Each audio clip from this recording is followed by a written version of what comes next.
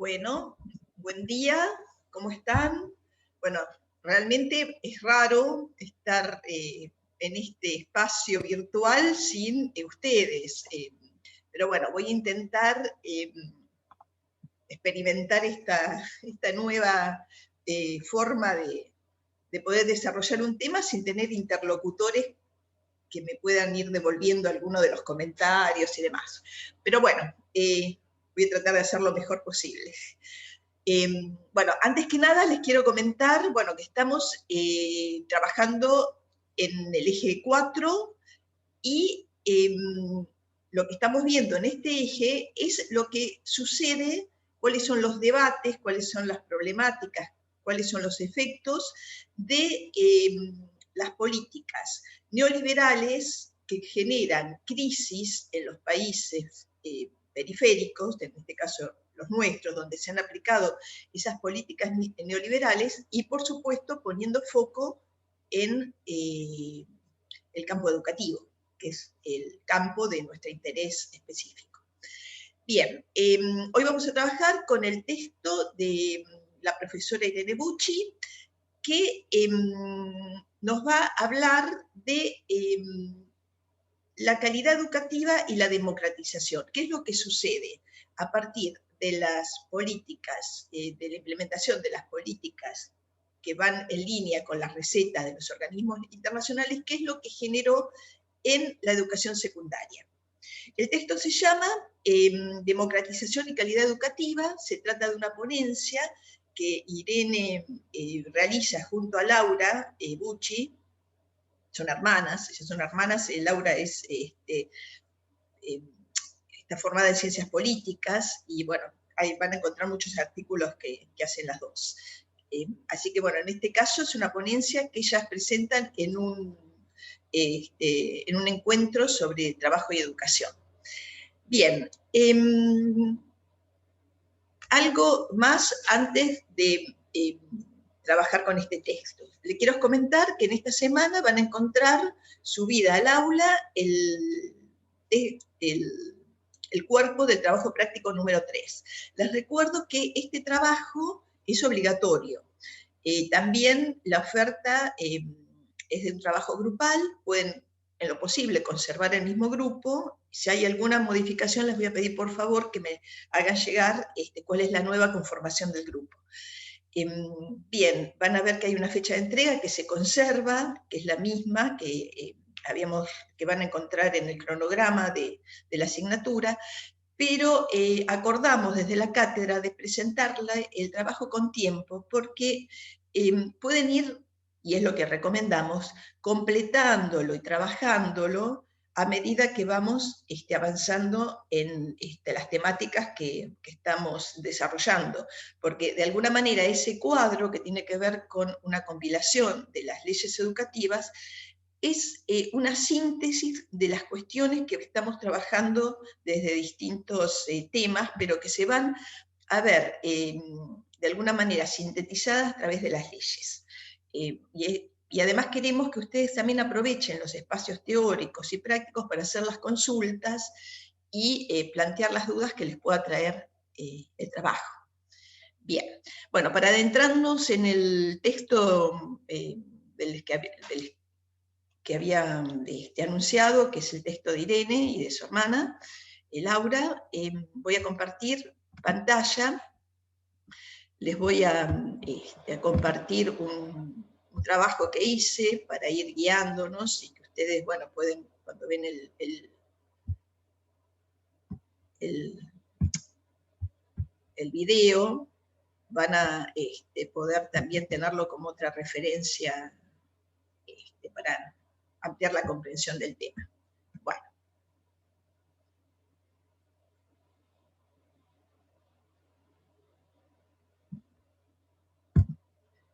Por favor, también les digo que dejen preguntas en el foro, que dejen alguna participación, porque esto también a mí me va devolviendo qué está pasando con la comprensión de los temas, ¿no es cierto? ¿Qué es lo cómo les impacta a ustedes? ¿Qué es lo que les produce algún tipo de duda?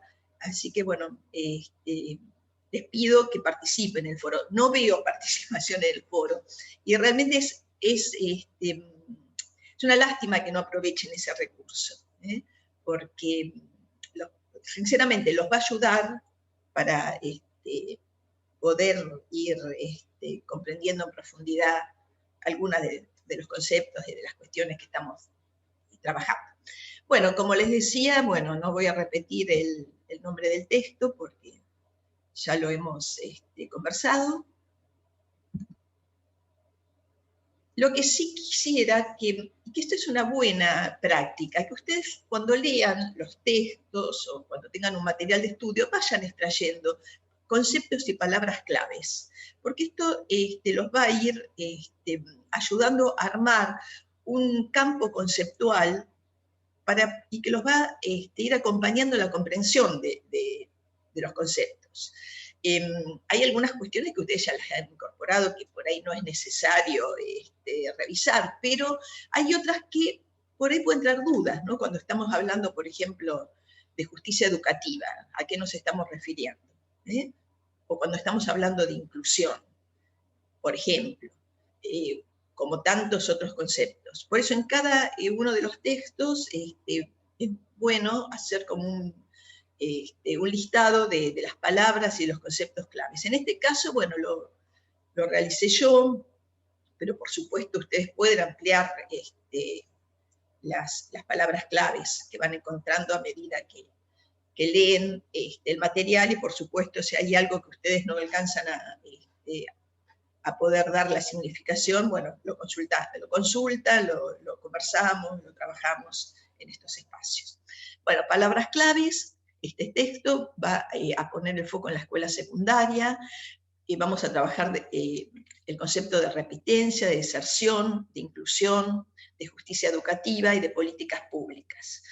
El objetivo del trabajo con este texto es analizar qué impacto tuvieron, qué consecuencias tuvieron sobre los sistemas educativos y en particular sobre la escuela secundaria, la reforma de los años 90. Recuerden que en los años 90 ya las políticas neoliberales tienen hegemonía sobre los países de Latinoamérica. Obviamente nuestro país sufre las consecuencias de estas políticas, y en el campo educativo se ven, aparecen determinados fenómenos, entre ellos el de la repitencia y la deserción, y también, por supuesto, tienen impacto sobre los actores involucrados, no solamente los estudiantes, los alumnos, sino también sobre los docentes. Y esto es lo que va a profundizar este texto. Para eso es necesario, bueno, que recordemos otra vez, porque bueno, vamos a ser recurrentes con esta cuestión de los contextos en donde van surgiendo estas políticas. Ya lo hemos visto en trabajos anteriores, cómo va surgiendo esta reforma educativa. Se acuerdan que hemos trabajado con la teoría del capital humano, que de alguna manera es uno de los postulados teóricos que va a darle letra, que va de alguna manera a justificar en el campo educativo las propuestas que vienen de la mano de la reforma. Bueno, el contexto. Vamos a tener que remontarnos a los años 70. Años 70 en nuestro país, dictadura militar. Con la dictadura militar aparecen también un nuevo orden, un nuevo modelo económico y social, y es la puerta de entrada del neoliberalismo a nuestro país. En sintonía estaban sucediendo cuestiones parecidas en otros países de América Latina. Los años 70 fueron años donde las dictaduras de Latinoamérica emergieron de una manera feroz, por decirlo de alguna manera. Bueno, entonces, ¿qué discursos aparecen en los años 70? Que es necesaria la reforma del Estado, que el Estado era macrocefálico, que el Estado era muy pesado, muy burocrático, que producía demasiado gasto público, y hay una bajada desde los medios de comunicación, desde los discursos de los diarios, de la televisión, para ir de alguna manera mirando con cierta desconfianza a un Estado presente, un Estado fuerte. Entonces se lo tacha de burocrático, de que produce déficit fiscal y que hay que renovar, que hay que modificar esta cuestión estatal. Entonces, al mismo tiempo, esta reducción del Estado, ¿qué significa? Achicar los organismos del Estado. Esto genera, obviamente, cuando se achica la función del Estado, de alguna manera se comienza a demonizar también a los trabajadores estatales, como para justificar el achique. Esto se va dando de la mano de un cambio, como les decía, de un modelo económico. Entran esta mirada industrializadora del país, que ya de desarrollo de nuestra industria, comienza a cambiar por un modelo financiero, donde lo importante ya no es industrializarnos y producir para poder dar un valor agregado a nuestros productos. Otra vez se vuelve a una mirada económica de una especulación financiera y no productiva. Esto se da en un contexto del post-fordismo. Recuerdan que el fordismo es un modelo de producción en serie, donde se necesita mano de obra calificada, porque es un modelo que apuesta a la industrialización y que se requieren ahora, al cambiar en los años 70 el modelo económico, cambia también la conformación o qué se espera de los trabajadores. Entonces, en lugar de calificarlos para ocupar lugares en un proyecto productivo, se los debe calificar para un proyecto de país donde la producción se achica y donde los capitales financieros ingresan y comienza un nuevo perfil en cuanto al modelo de trabajo. Que esto ya lo estuvimos viendo, ¿se acuerdan? Cuando vimos la teoría del capital humano, que me parece interesante volver sobre el tema, porque se toma esta teoría del capital humano, que había tenido auge en versiones anteriores, se las vuelve a tomar a partir de los años 90, para justificar estos cambios en los modelos económicos, que producen desocupación, que producen desempleo, que producen fracturas sociales y económicas muy fuertes. Entonces, es necesario justificar el porqué de la introducción de estos modelos, y comienzan a circular nuevos discursos y nuevo vocabulario, tanto a nivel social, económico, como también en la educación. Entonces, en esta nueva versión de la teoría del capital humano, que recordemos que es una teoría que postula que a más capacitación de la población hay mayores posibilidades de encontrar puestos de trabajo más calificados, más interesantes, más, digamos, que producen movilidad social y que en definitiva van a redundar en beneficio de la sociedad. Esto es básicamente lo que decía lo que dice la teoría del capital humano. Es una teoría netamente economicista, no es una teoría educativa. Pero los discursos educativos de la época, con las reformas de los 90, van a tomar esta teoría del capital humano y la van a aplicar a la educación. Entonces, ¿qué van a decir? Que es necesario calificarse, es necesario formarse para tener una mejor calidad de vida, y esto va a ser responsabilidad de cada uno de los ciudadanos. Ya no es la responsabilidad del Estado, sino que el Estado va a proveer una estructura para digamos, comenzar esta carrera. Pero luego, la responsabilidad de tu formación va a depender de tu esfuerzo, de tu mérito, de las aspiraciones que cada uno de nosotros tengamos. Ya no se corre el Estado de esa responsabilidad y la atribuye a lo individual.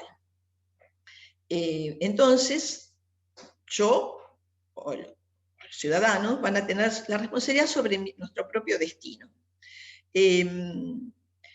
Aquí también es el momento donde, como lo vimos en los teóricos, que ingresan las recomendaciones de los organismos internacionales. Entonces, los sistemas educativos van a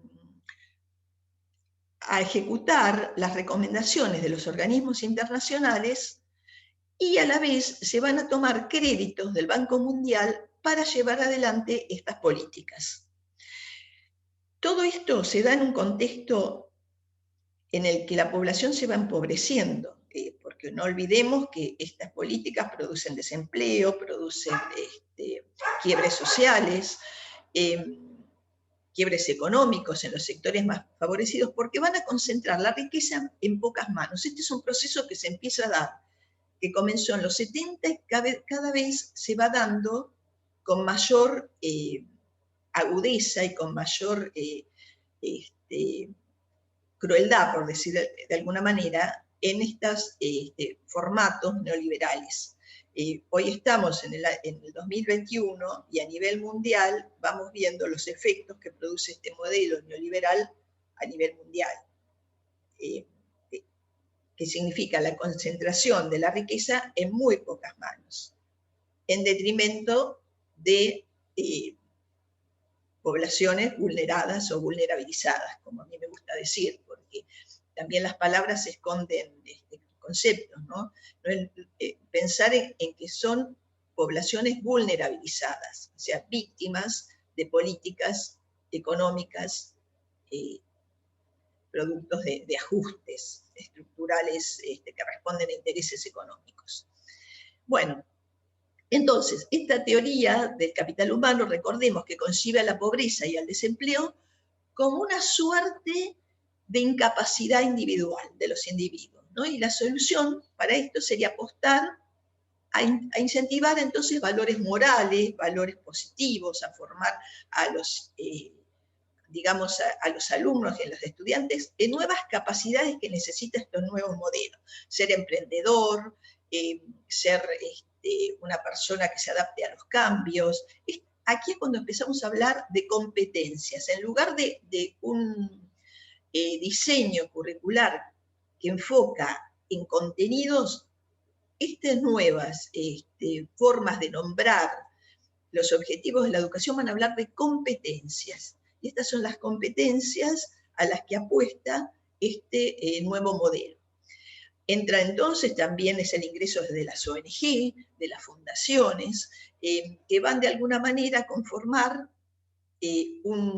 una apoyatura para focalizar políticas en ayuda que van a socorrer o a apuntalar a los sectores más desfavorecidos. Así ellos presentan el ingreso de las ONG y de las fundaciones como una punta de lanza para fortalecer fortalecimiento de valores morales y de capacidades o de competencias que puedan ayudar a poder jugar el juego de estos nuevos modelos. Por supuesto, no hay una crítica ni una mirada hacia los sectores vulnerabilizados que van quedando en el camino, sino que el discurso es monolítico, digamos, es un discurso para todos por igual, ¿no? Recordemos cuando la semana pasada veíamos eso tan gráfico, la escalerita, ¿no? Meritocrática. El punto de partida no es el mismo para todos. Pero esto, bueno, esta versión de la teoría del capital humano, esto no lo plantea ni lo registra, como si no existieran las víctimas del modelo. Bueno, ¿qué pasa en la escuela media? Vamos a recordar un poquito qué que en el sistema, vamos a centrarnos en Argentina, nuestro país, ¿no? Pero un poco lo mismo va sucediendo en otros países de América Latina. El sistema educativo argentino en sus inicios tuvo una tendencia a ser un sistema unificado, un sistema que tenía un currículum único, sobre todo en primaria. Entonces estamos hablando de un sistema unificado.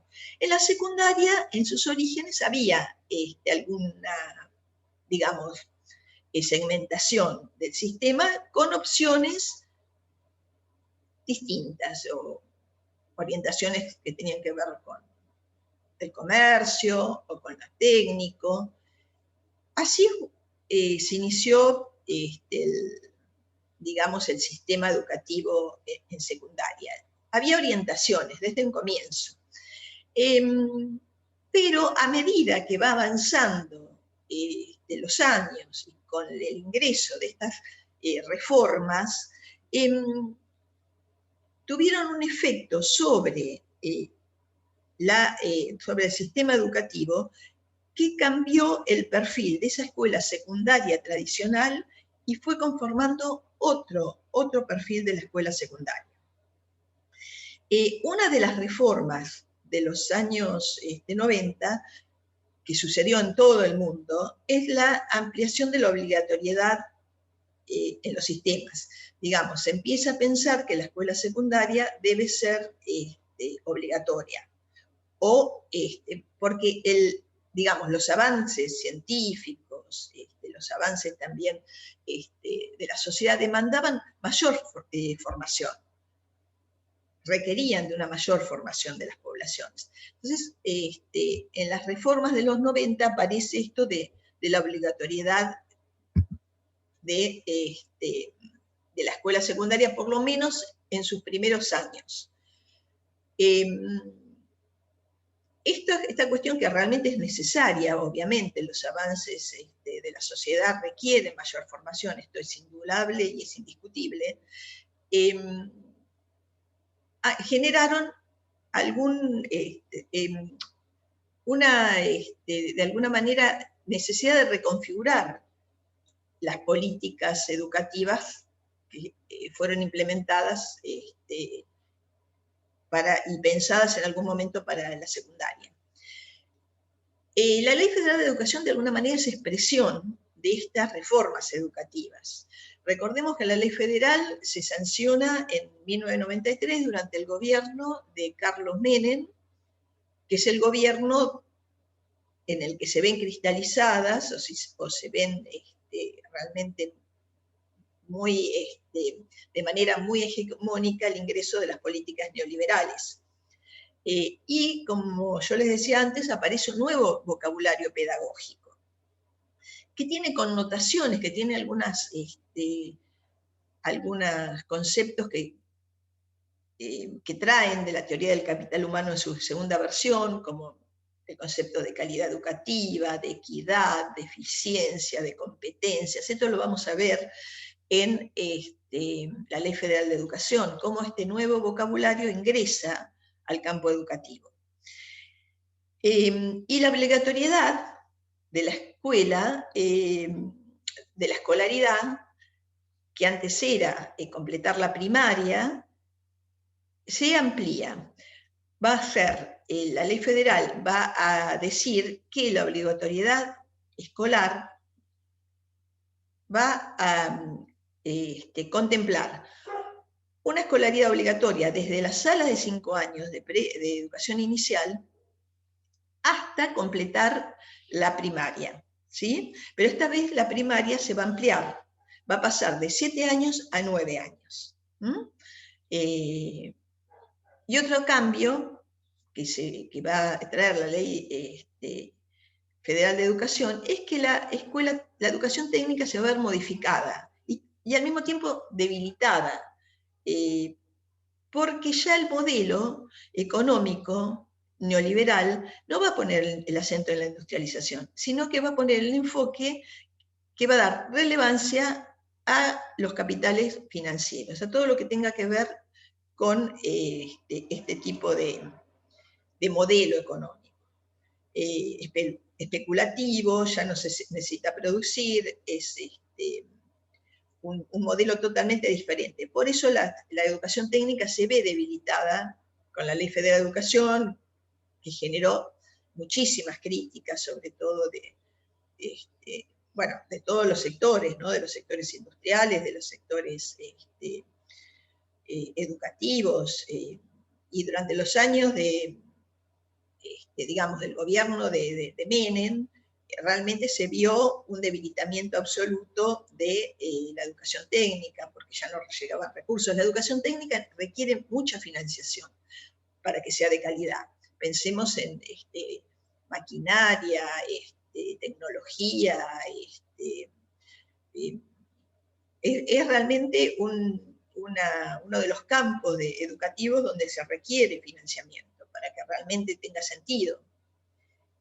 Además, imaginemos los cambios mundiales en cuanto a la tecnología que iban acompañando las reformas de los 90. Requería mayor, digamos, calificación. Entonces, dejar debilitada la educación técnica, lo mismo que la ciencia y la tecnología, en los niveles superiores, realmente era dejar muy debilitado nuestro sistema productivo. Bueno, la Ley Nacional de Educación, que se sanciona en el 2006, va a cambiar la estructura anterior, en cuanto estamos hablando de la obligatoriedad, ¿no? Y va a postular una obligatoriedad que va desde la sala de 4 años a una educación secundaria que pasa a tener una duración de 6 años. O sea, que la Ley Nacional de Educación vuelve a un esquema donde la educación secundaria va a tener una duración mayor que lo que proponía la ley federal, que hablaba de un polimodal de 3 años. Acá vamos a hablar de una educación, de una propuesta de educación secundaria de 6 años, y esto va a generar un fenómeno que va a cambiar absolutamente la cultura y la idea que se tenía de la educación secundaria tradicional. ¿Por qué? Porque comienzan a ingresar sectores de la población, sobre todo los sectores más vulnerables o vulnerabilizados, como les decía antes, que antes no ingresaban a la escuela secundaria.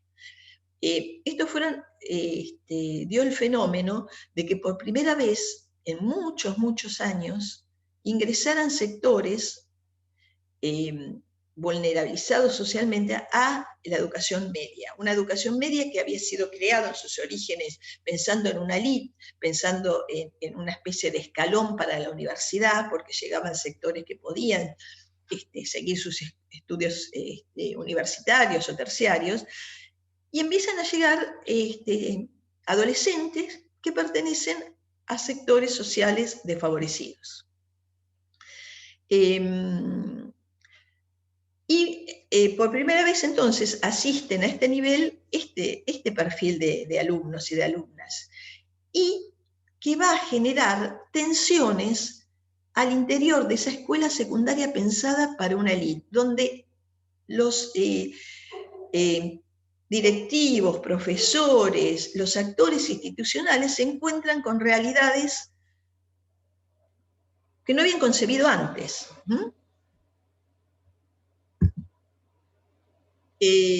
Vamos a pensar entonces cómo este ingreso masivo a la escuela secundaria en el nuevo contexto socioeducativo de los últimos años, cómo impacta. ¿Qué novedades introducen en esta educación secundaria obligatoria en relación a cómo se la concebía anteriormente? Bueno, yo les seleccioné algunas fotos, ¿no es cierto? Es una pena que no podamos tener el feedback de que estén ustedes y podamos conversar sobre esto, pero es justamente la actividad que yo les voy a dejar en el foro, que puedan dejar algún comentario, alguna opinión alrededor de esto, ¿no? Que es importante pensarlo porque tiene que ver con cuestiones que ustedes van a pesar de que esta ley fue sancionada hace, digamos, mucho tiempo, la cultura escolar secundaria cuesta mucho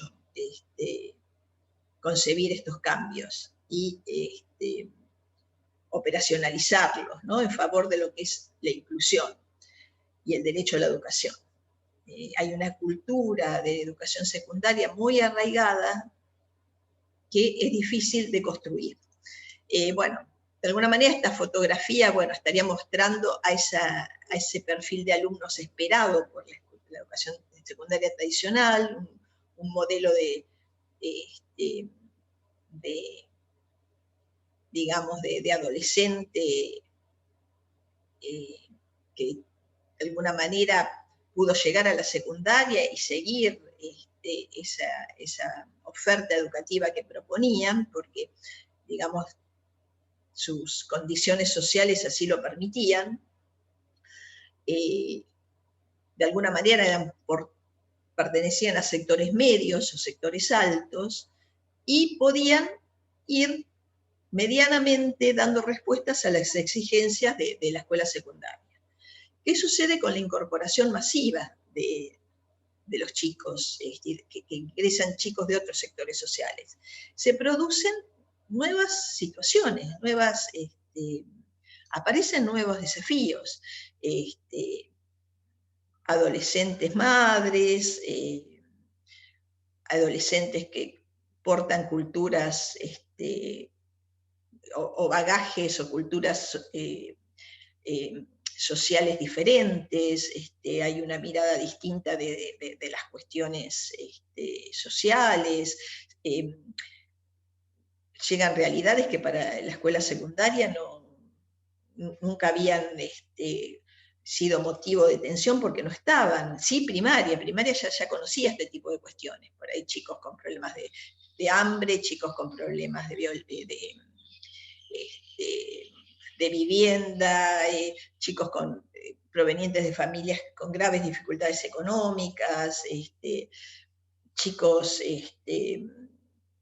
que tenían que trabajar y al mismo tiempo estudiar, cuestiones que la escuela secundaria no había tenido experiencia con este tipo de poblaciones que van ingresando y al mismo tiempo se va de alguna manera intentando, la ley nacional trata de ir acompañando estos nuevos fenómenos, trayendo un nuevo vocabulario. Ustedes van a ver que la Ley Nacional de Educación habla mucho de la perspectiva del derecho, porque había también que deconstruir esto del privilegio de estudiar la secundaria. Entonces, la Ley Nacional de Educación está fuertemente impregnada del enfoque de derecho, ¿no? Que ya no es un privilegio estar en la secundaria, es un derecho al que debe tener acceso la población. También recordemos que también se implementa la política educativa de los planes fines, digamos. Había que darle una oportunidad educativa a todos esos sectores que habían quedado en los años 90 con el neoliberalismo a full, digamos, desde las políticas nacionales, sin trabajo, habían tenido que dejar sus empleos, tenían que haber chicos que habían tenido que salir a trabajar para ayudar a su familia. Todo eso los 90 dejó un tendal de problemas sociales. La Ley Nacional de Educación también piensa la creación de los FINES, que es el programa de finalización de estudios secundarios y primarios, pensando en esta población. Esto es otro de los aspectos importantes a tener en cuenta, que la ley nacional intenta de alguna manera contener. Algunos teóricos hablan de los alumnos inesperados. ¿Por qué inesperados? Porque no eran los alumnos esperados por la secundaria tradicional.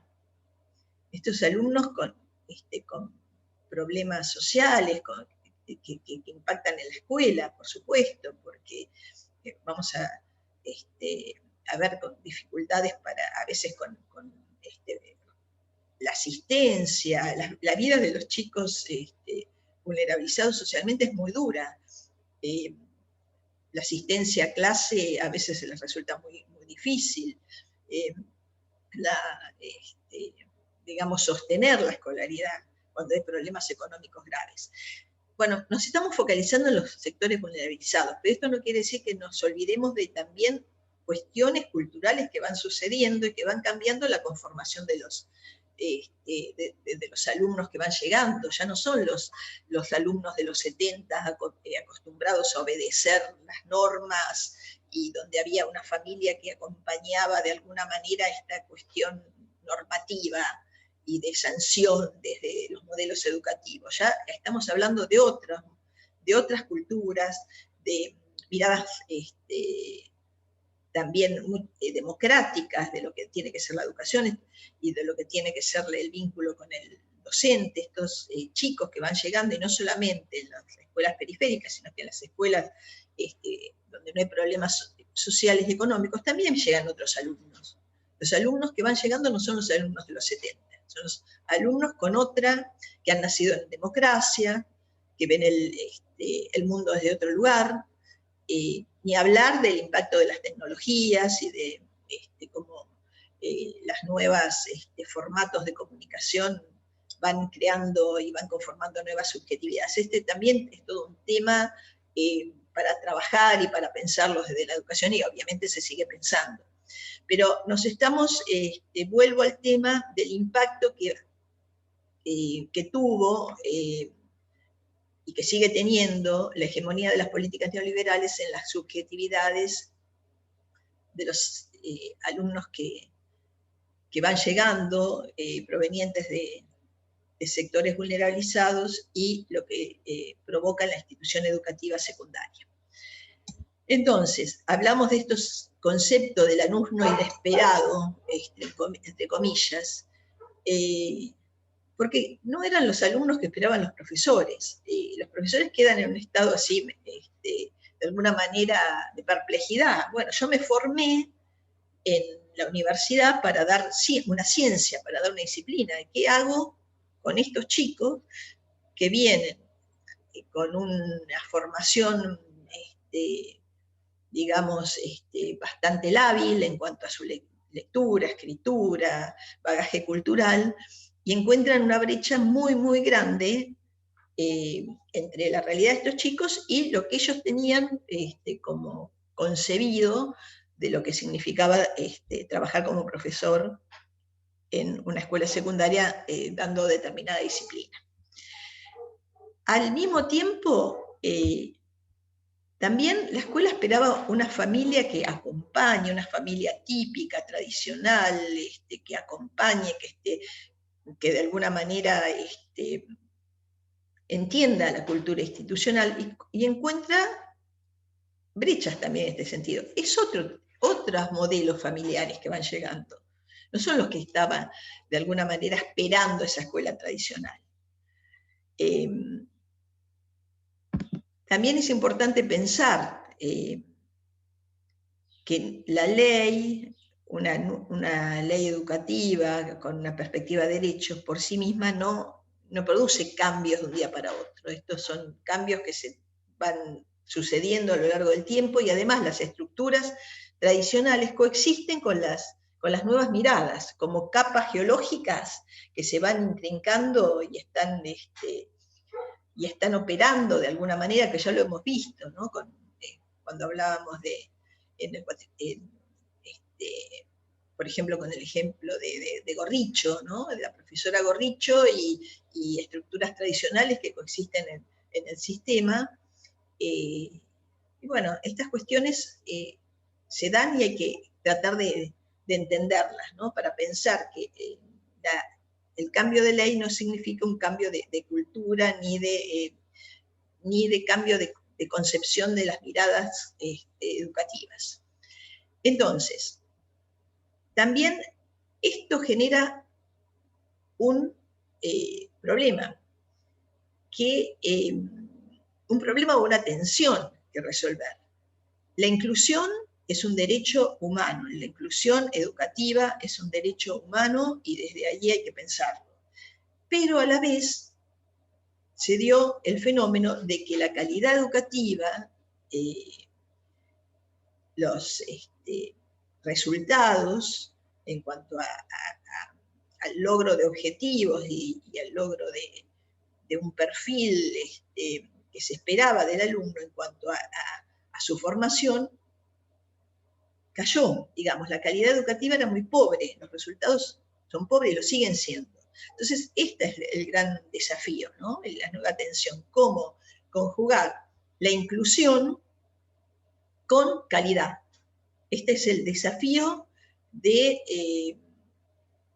la época y desde lo que estamos pensando como una justicia escolar, como una justicia educativa, que realmente dé oportunidades y de formación de calidad para todos y para todas, no solamente para el sector que pueda ir respondiendo a la oferta educativa de una secundaria, sino que sea una oferta aprovechable por todos. Digamos, con los efectos de las políticas neoliberales, a la vez en el sistema educativo hay un empobrecimiento también de la calidad educativa. Y esto generó una fuga hacia las ofertas privadas, porque el sistema educativo estatal, al estar tantos años desfinanciado, a su vez sus docentes también padecían los efectos de la crisis y había un deterioro también en la calidad de vida de los docentes, debían trabajar muchas más horas para poder llegar, digamos, a tener un sustento. La crisis atravesó a los sectores medios y a los sectores más empobrecidos, de alguna manera de una forma brutal. Así que estos efectos se siguen viendo y hay un deterioro que es innegable del financiamiento de la escuela pública que tuvo repercusión en la calidad educativa. Entonces, los dos indicadores que dan cuenta o que hacen visible la gravedad de la situación es el alto índice de repitencia, los chicos repetían el año, y también un alto índice de deserción. Imaginen, por ejemplo, ingresaban 30 chicos, se inscribían en primer año. Yo he estado en escuelas secundarias donde se habían inscrito en primer año 30, 35 chicos y terminaban 6 de ellos, 6 o 5. Esto da cuenta de lo difícil que es para estos chicos terminar la escuela, sostener la escuela, porque muchos de ellos, bueno, desertan por tener que ir a trabajar o por cuestiones sociales muy graves y realmente es un fenómeno que es necesario atender y pensarlo. Bueno, esto se iba viendo, no es que estuviera negado, se veía estas cuestiones. ¿Qué es lo que recomendaban los organismos internacionales cuando se plantean estos niveles de repitencia y deserción? Bueno, crear programas especiales focalizados para ir atendiendo estas cuestiones. Entonces, bueno, ahí aparecen las becas, los programas de becas, los programas de subsidios para programas especiales para escuelas desfavorecidas, pero obviamente esto no alcanzó, ni alcanza para contener la gravedad de la situación. También los organismos internacionales, como habíamos dicho antes, también le dan lugar al ingreso de fundaciones que van a apoyar a escuelas, digamos, necesitadas a través, qué sé yo, de la donación de computadoras. Recuerdo que en los 90 Telefónica también había hecho algún tipo de donaciones, todo esto, bueno, estas cuestiones eran muy frecuentes, ¿no? Pero obviamente son parches, son cuestiones que no alcanzan a cambiar lo estructural, que pasa por otras cuestiones. Bueno, también ante la gravedad de la situación social se aumentan los comedores escolares, la cantidad de comedores escolares en las escuelas. Esto también tiene un impacto sobre la calidad educativa porque tiempos y espacios que deberían estar destinados para el trabajo pedagógico deben ser destinados a los comedores, a darle a los chicos de comer. Las meriendas reforzadas. Esto era muy frecuente y lo sigue siendo en las escuelas, porque sabemos todos cómo se recrudecieron los problemas sociales, ¿no? con la implantación cada vez con más ferocidad de políticas neoliberales. Sobre todo, bueno, en los 4 años del gobierno macrista retoma esta apertura, este tipo de modelo neoliberal y otra vez se generan altos niveles de pobreza, desocupación, problemas sociales, y bueno, esto de las meriendas, de la necesidad de coyuntura social, que la escuela se convierta, las escuelas públicas, más que un lugar que tiene que poner el acento en lo pedagógico, ve tensionada su función con el trabajo social, la ayuda social, atender a estas cuestiones. Bueno, así se genera un fenómeno que es el de la fragmentación educativa. ¿Qué significa esto?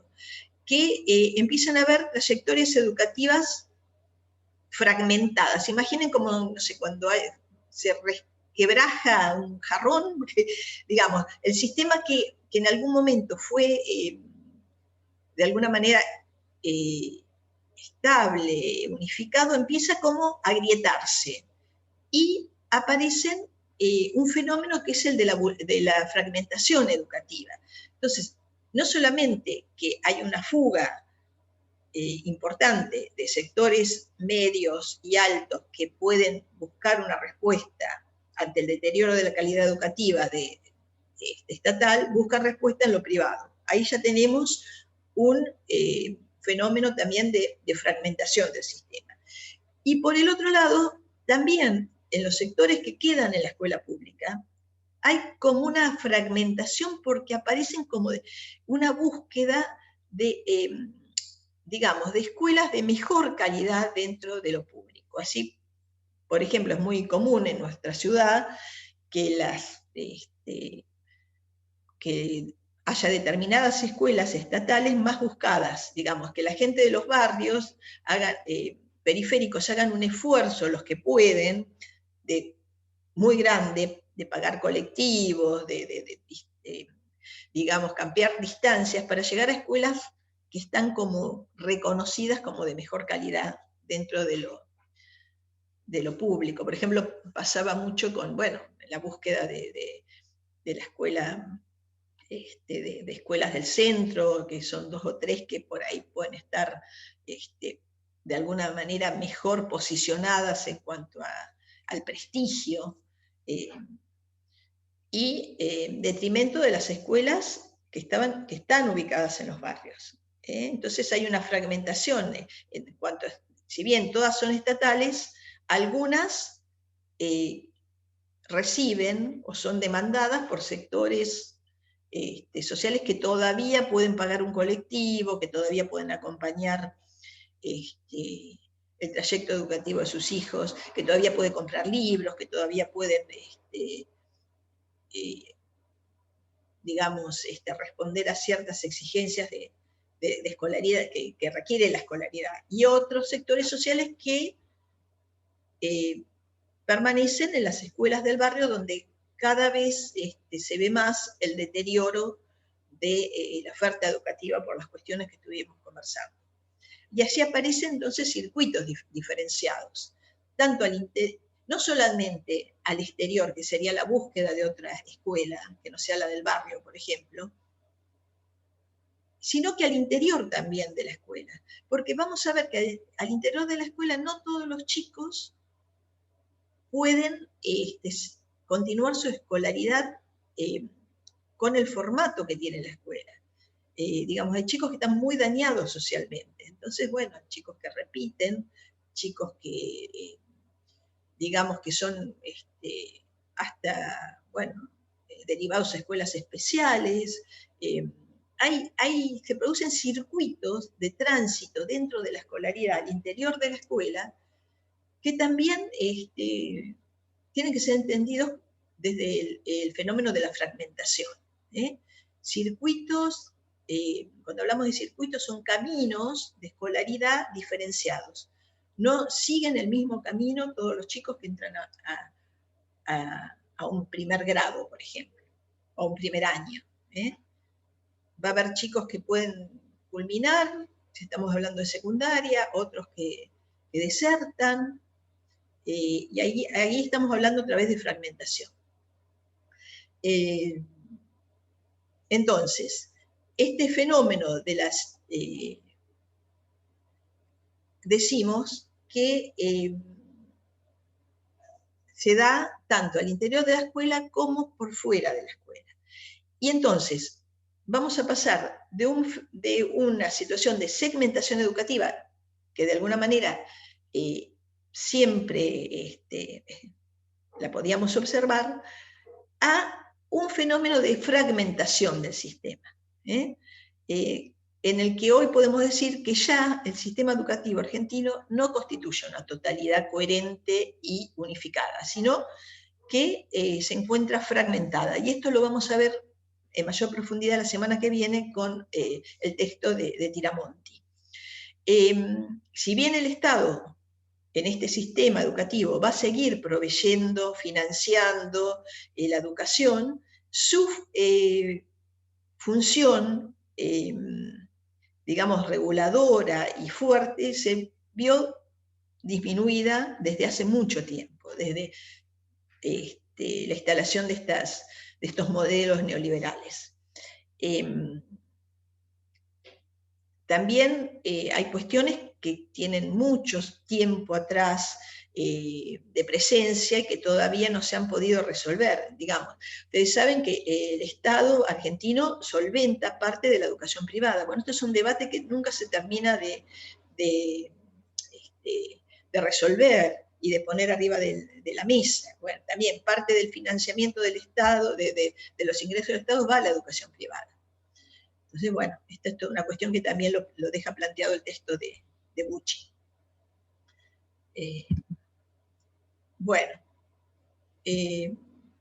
lo que sí, como para finalizar, hay que pensar que estas reformas educativas que ingresan en los 90 incorporan propuestas que fueron pensadas para otros modelos, digamos, fueron pensadas para otros contextos históricos y sociales y que son como insertadas en nuestros países, donde no se escuchó la voz de los docentes, no se escucha la historia, no se tiene en cuenta las particularidades digamos, de nuestros contextos.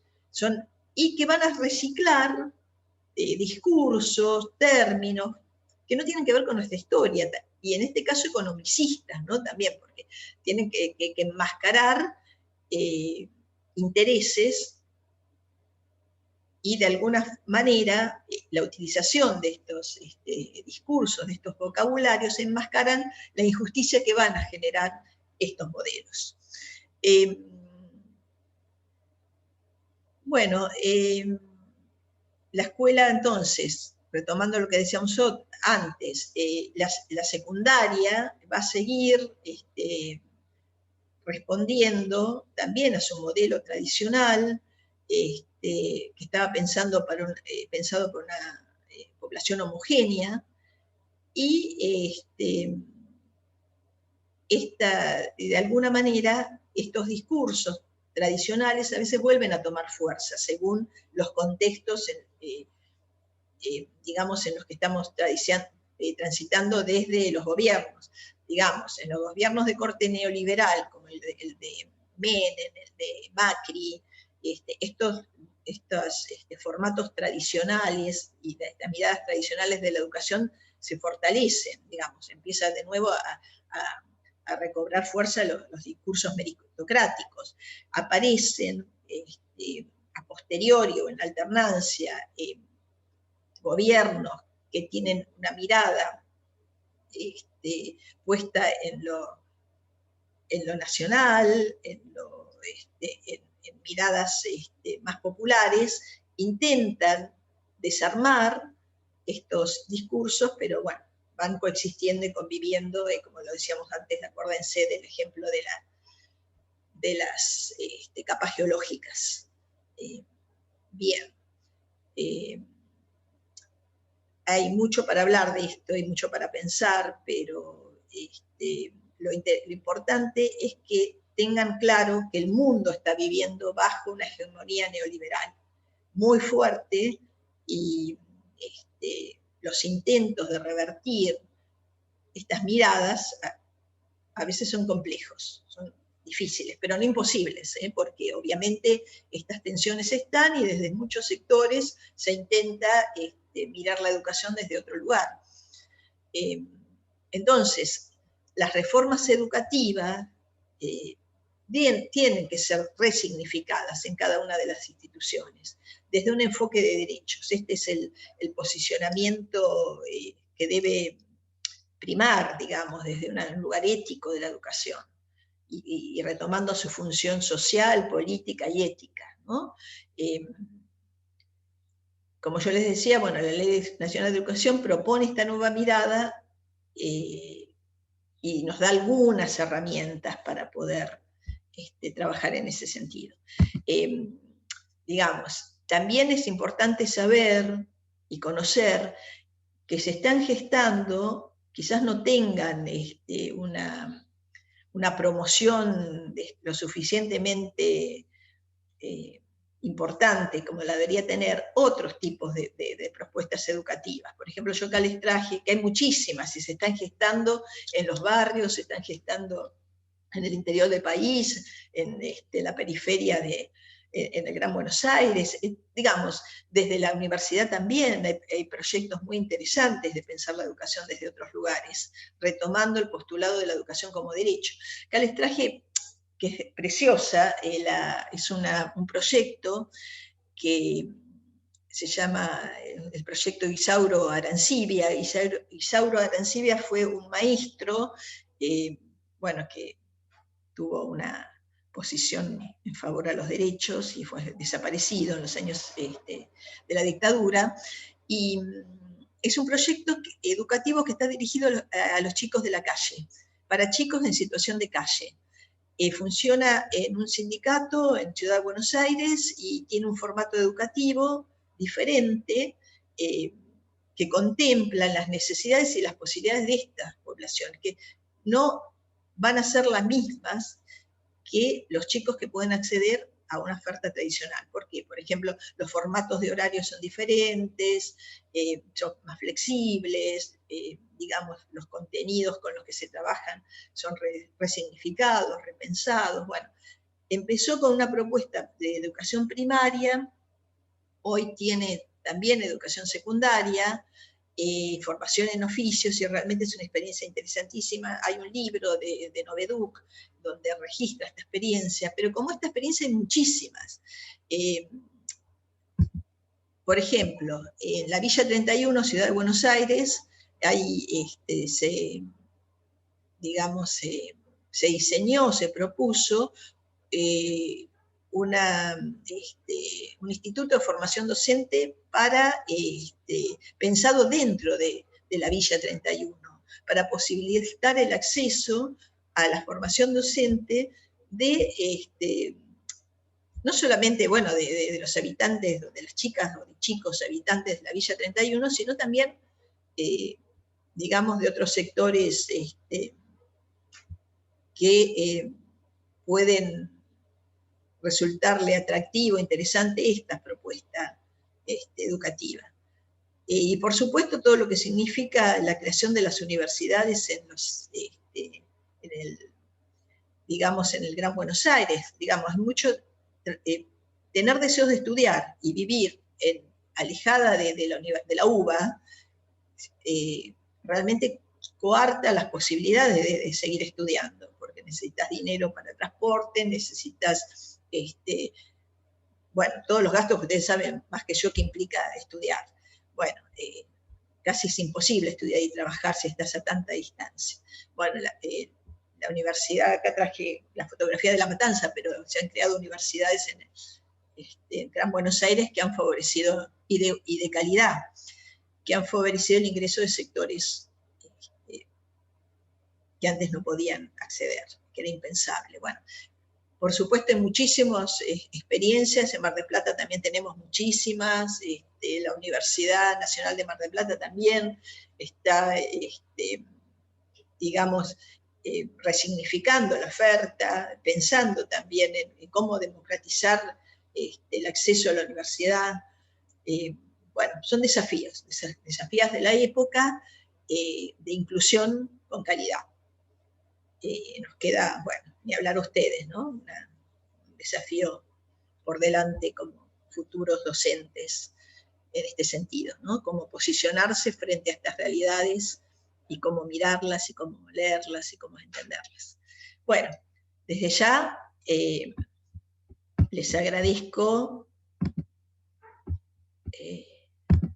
muchísimo que hayan, bueno, que miren el video, que espero que los ayude a pensar, a reflexionar, a debatir entre ustedes, ¿cierto? Estas realidades que tienen que ver con la inclusión, ¿no? Una palabra que van a escuchar mucho y que significa un desafío muy, muy importante, digamos, para los que estamos en el campo educativo. Bueno, yo también los invito, como siempre, a que participen en el foro, a que me escriban. Yo realmente estoy muy, muy atenta a sus demandas y, bueno, como siempre les digo, mi trabajo es acompañar, acompañarlas. Bueno, que tengan hoy es el Día de la Patria, 25 de mayo, es importante que nos conocer nuestra historia, porque nos explica el presente, y bueno, que tengan un feliz Día de la Patria.